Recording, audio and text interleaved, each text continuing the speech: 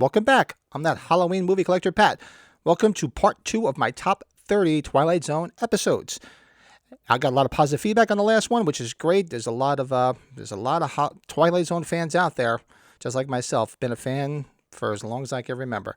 So I'm having a great time doing this. I'm hoping you're enjoying this. And without further ado, let's go with our part 2, which is episodes 20 through 11 of my top 30. So enjoy. My number 20, season 5, episode 15, You Drive. Great episode. So they're all great episodes. I keep saying it. Sorry. This tells the story of Ollie, Mr. Pope, who's like this distracted businessman, and he's just thinking of everything, but everything, not paying attention to anything around him. He's just all about what he's got to get done. So he's rushing off to work one morning and turns a corner and runs down a little boy on a bicycle who's delivering newspapers. And he just leaves the scene of the crime, goes about his business because this is what he's focused on. So little by little, it's in the news. His wife's talking about it, saying, "Oh, they're looking for the person who killed the young boy on the bicycle." And he keeps waking up because his car's honking at night. The lights keep coming on. It's doing all this weird shit, and he's trying to figure out why. So little by little, what this car is trying to do is it follows him one day, and he was on his way to work. The wife went to drive it to go to get some groceries. It just stopped dead, wouldn't move any further. So basically, long story short, the car was possessed because it wanted him to confess to what he did. So later on in the episode, it's basically chasing him, and it keeps chasing him to the point where it stops and it makes him get into the car. He gets into the car and it drives him to the police station because it wants him to confess what he did. Number 19, season 5, episode 30, A Stopover in a Quiet Town. Another one where, be careful, you people who go out and drink. Another one where a couple was out at a party the night before, had a little bit too much to drink, and they wake up in bed and they're all hungover. They're still in their clothes from the night before. And they're trying to figure out where they are and what's going on. And they're noticing the things that are in this place are like fake. They're really not real. They go outside and they're realizing the world outside of them, it's not real. And they keep hearing this little girl's voice, really loud. And it's freaking them out. Lo and behold, they're hiding throughout this house. At one point, they see this huge giant of a young girl. Turns out that they're living inside this little girl's dollhouse. And later in the episode, you hear the mother telling this big giant girl, "Be careful with your new pets. Daddy brought them all the way back from Earth." Be careful with your pets, dear. Daddy brought them all the way from Earth. So Daddy must have been on Earth and kidnapped them and brought them to whatever planet that these giant people live at. So now they're become the pets of this little girl living in this little dollhouse. Creepy as hell. Watch out. Watch those blackout nights of drinking. You never know. Number 18, season 1, episode 28, A Nice Place to Visit. Now, this is the story of Rocky Valentine, who's like a gangster, robber, thief, piece of shit, so to speak. And starts out with him getting shot and killed. And when he wakes up, he's greeted by this guy named Pip, heavyset guy, played by Sebastian Cabot. For those older folk like myself who grew up watching Family Affair, he was Mr. French on Family Affair. Basically granting all of his wishes. He's sort of like almost like a guardian angel to him. So everything he wants, he's been getting. He gets his fancy apartment, all the women he wants, he can gamble, and he keeps winning. Everything he wants, he can possibly imagine is there. It sounds great. But this guy likes the thrill of the chase. So towards the latter part of the episode, he's saying, I want to get out of here. If I'm going to win all the time, get everything I want, he's like, where's the challenge? There's nothing here for me to be challenged by. And he's just like, well, the whole basic is, he's telling him, he is an angel and you're dead, but it's never mentioned where he is. So this whole time he thinks he's getting all this stuff because he went to heaven, died and went to heaven, and he's getting all these wishes.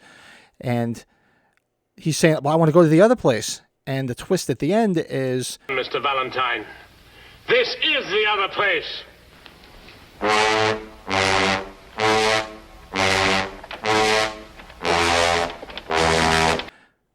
Mr. Pip saying, Mr. Valentine, this is the other place.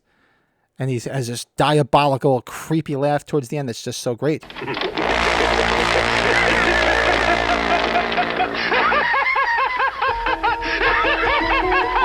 Because he's realizing he's, for all eternity, he's stuck here doing the same thing over and over again. And what he loves is the thrill of the chase he'll never get again.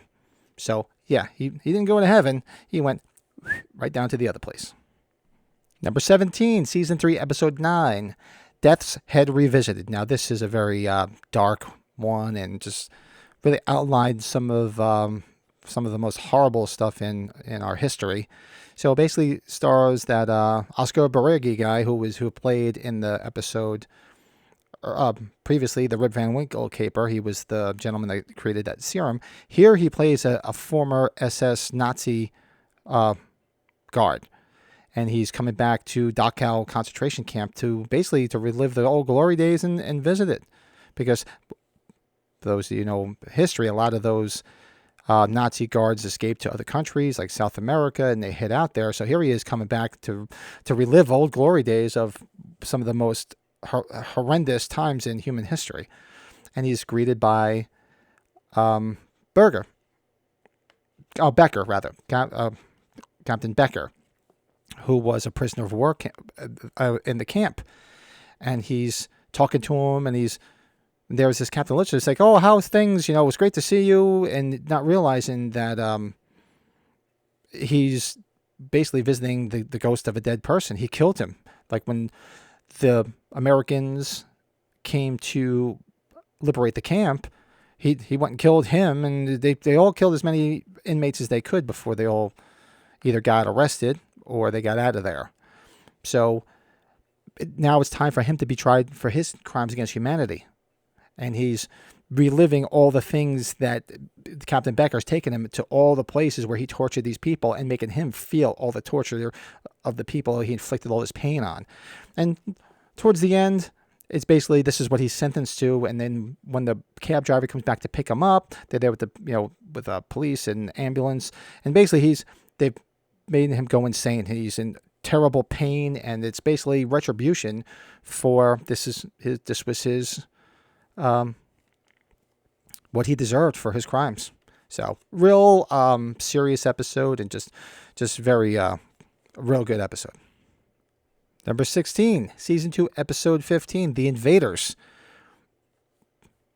This basically tells the story of an older woman, not old woman, but an older woman, because the woman's played by Agnes Moorehead, who was Endora from Bewitched. A lot of Bewitched people appear in this, including Dick York. So basically, she is living in this remote cabin, and she's just living her life and just cooking her dinner, and she keeps hearing these noises, and she's hearing stuff on the roof of her house, and she's going up there to see what it is, and there's a spaceship up there. And then there's these little not necessarily robot, but these little robot people that come out, and they're not necessarily going after her, but they're, I guess, trying to approach her, but she thinks they're attacking her. So little by little, she attacks them all, and she gets up there, and she smashes the spaceship. And then the twist at the end, as they turn, you hear the voice speak English saying, Mayday, Mayday, they're being attacked by these giant creatures. And then they show the side of the spaceship, and it's showing it's from America. It's from the Earth. They're Earthlings, and obviously they've landed on some planet with giant people, and this giant woman smashed their spaceship. Number 15, Season 2, Episode 22, Long Distance Call. Now, this episode stars another person who's going to appear on this list, a young Bill Mumy, who would later go on to play Will Robinson in Lost in Space. Story is he's a little boy. It's his birthday party, and he's there with his mother, his father, and the grandmother, who's basically dying. She's at death's door, and the grandmother's obsessed with the little boy. They got a very close bond, a very close relationship. So for his birthday gift, she gives him this little toy phone, and says, "Anytime you want to talk to Grandma, you just pick up that phone and you can talk." So later in the day, unfortunately, she passes away, and then the parents keep hearing the little boy talking to somebody, and they're saying, "Who are you talking to?" And not talking to anybody. Then eventually he fesses up when he's talking on his toy play phone, and he's talking to the grandmother. So since she died, she's talking to him through this phone, this magic phone, so to speak. And she wants him to come join her in the afterlife because she wants him there with him all the time. So he's thinking about basically telling his parents, look, I'm talking to grandma. I want to go be with her. Later in the episode, they're looking for him, and they find him face down in the family, like a garden, like a pond. The paramedics come, and they give him, CPR. And while this is happening, the father goes upstairs to the toy telephone and begs the grandmother, please don't take him. He hasn't had a life yet. His whole life is ahead of him. Please don't do this. And next thing you know, you hear that he survives. So creepy episode. There's a lot of Twilight Zone episodes with creepy phones, where either they're phone calls or stuff like this. So, and I love that stuff. They're all precursors to When a Stranger Calls and Black Christmas, but a lot of stuff around creepiness when it came to telephones. My number 14, season 3, episode 26, Little Girl Lost. Now this mirrors Poltergeist, with Carol Ann being lost into the television set. Now, what happens here is a little girl, Tina, the parents are waking in the middle of the night of hearing the girl, Tina, cry. So naturally, they just think she's having a bad dream, so they go into her room, and they can't find her in her room. They can't find her in the house anywhere, but they keep hearing her somewhere, and they don't understand where. So they reach out to a physicist friend of theirs, and he comes over, and he's telling them, it could be like a portal or something like that, and they find a part on the wall in their bedroom, and you can see them push their hand through the wall, and there is that like portal. So he marks it out with chalk, and they're throwing things in there to say, hey, look, this is where it is. So lo and behold, they managed to go in there and pull her out. And so they do get her back, and the one guy's saying, look, I had to go jump in there and pull you out as quick as I can, because now he knocks on the wall, and because the portal was slowly closing around him. So he got him out just in time. So this was like, I don't know if this was directly attributed as an influence to Poltergeist, but it's very similar, obviously. So, real creepy. Number 13, season 3, episode 33, The Dummy. Cliff Robinson plays a ventriloquist who's his agent, Frank Sutton, Sergeant Carter, famously from Gomer Pyle. He's telling him, I swear to God, my dummy's coming alive. He's having these things where he's thinking that the dummy's coming alive, and he's telling him you got to lay off the booze. He says, I'm not touching it, because he's had a drinking problem.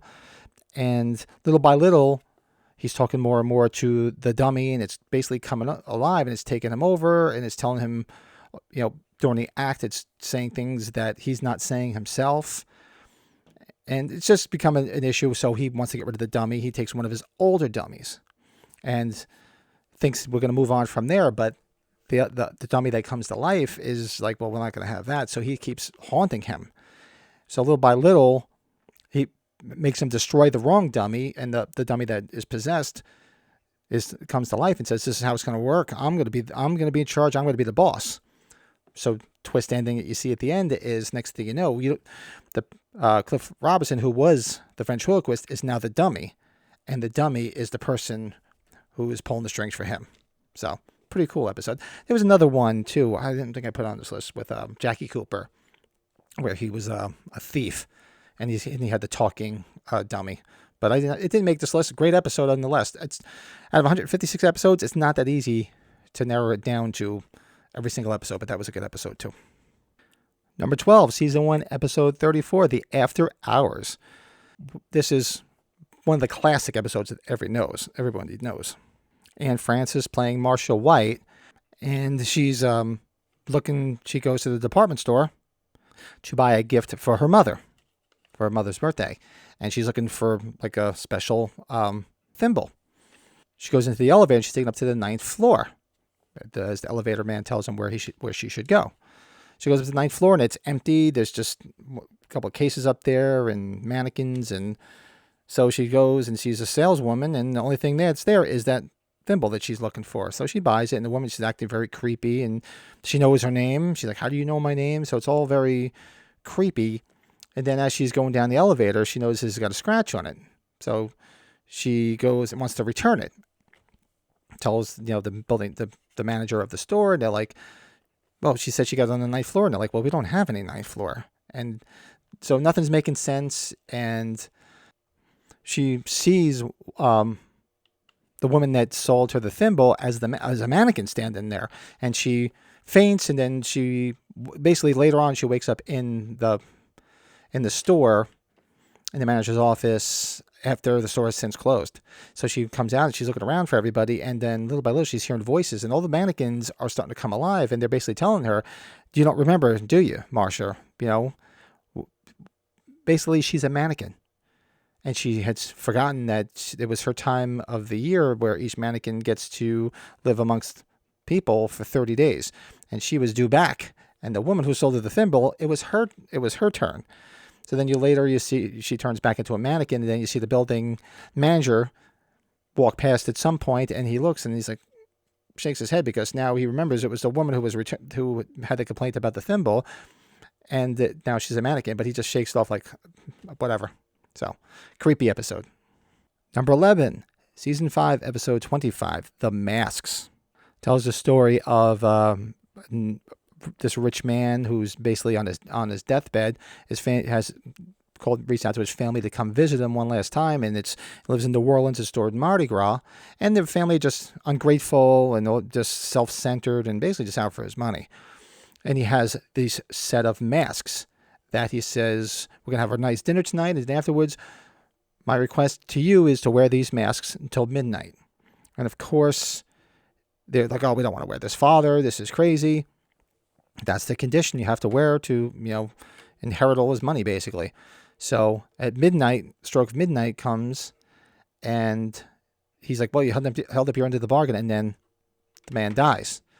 And then they're like, oh, he's dead. Now they're rich, whatever. And they all take off the masks, and the grotesque faces that these masks were emulating are now their own faces. So now they're basically have all this money, but they're all just going to live in the shadows because they're all deformed, as sort of a retribution for them, for their selfish ways. Interesting. Thank you for watching part 2 of my top 30 Twilight Zone episodes, numbers 20 to 11.